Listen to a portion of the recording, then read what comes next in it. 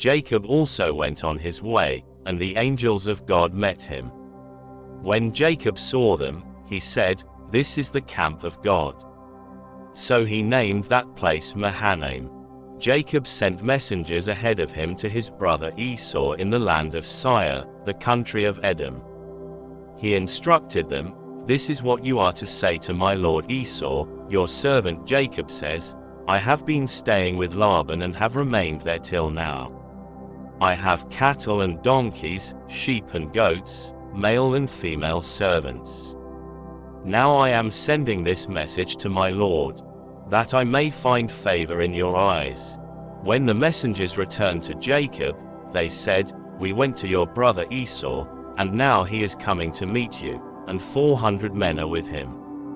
In great fear and distress Jacob divided the people who were with him into 2 groups, and the flocks and herds and camels as well. He thought, if Esau comes and attacks one group, the group that is left may escape.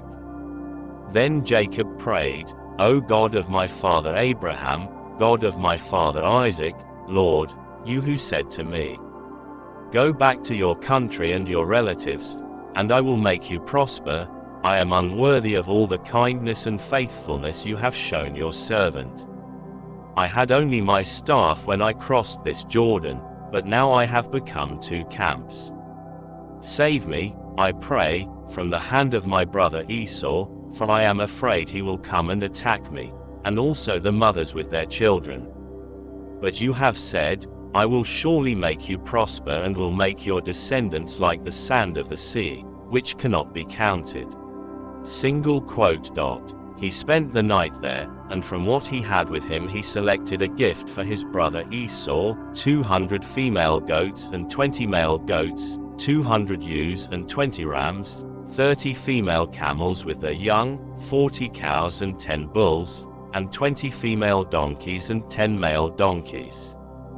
He put them in the care of his servants, each herd by itself, and said to his servants, "Go ahead of me, and keep some space between the herds." He instructed the one in the lead, "When my brother Esau meets you and asks, 'Who do you belong to, and where are you going, and who owns all these animals in front of you?' then you are to say, 'They belong to your servant Jacob. They are a gift sent to my lord Esau, and he is coming behind us.'" He also instructed the second, the third and all the others who followed the herds, "You are to say the same thing to Esau when you meet him. And be sure to say, 'Your servant Jacob is coming behind us.'" For he thought, "I will pacify him with these gifts I am sending on ahead. Later, when I see him, perhaps he will receive me." So Jacob's gifts went on ahead of him, but he himself spent the night in the camp.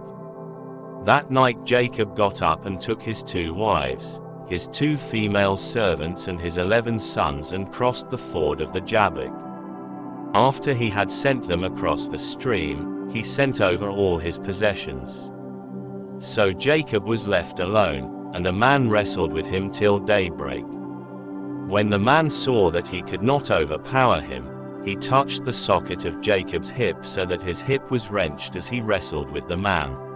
Then the man said, "Let me go, for it is daybreak." But Jacob replied, "I will not let you go unless you bless me." The man asked him, "What is your name?" "Jacob," he answered. Then the man said, "Your name will no longer be Jacob, but Israel, because you have struggled with God and with humans and have overcome." Jacob said, "Please tell me your name." But he replied, "Why do you ask my name?" Then he blessed him there. So Jacob called the place Peniel, saying, "It is because I saw God face to face. And yet my life was spared."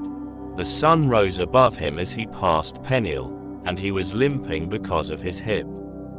Therefore to this day the Israelites do not eat the tendon attached to the socket of the hip, because the socket of Jacob's hip was touched near the tendon.